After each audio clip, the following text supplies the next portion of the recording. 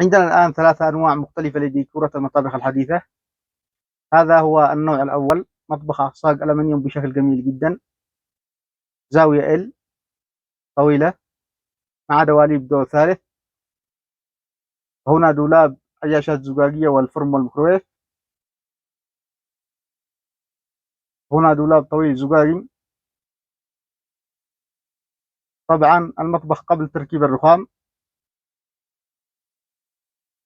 هنا الطاولة أو الجزيرة في وسط المطبخ، أدراج سحابات، غرفات زجاجية بشكل جميل جدا.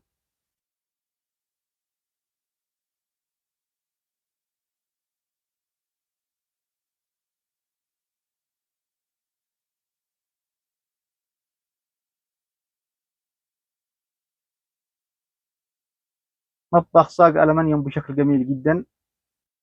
هنا مطبخ آخر رمادي غامق بشكل جميل جدا، رخام صناعي.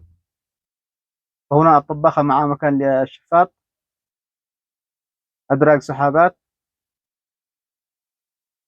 وهنا دولاب طويل للميكروويف والثلاجة.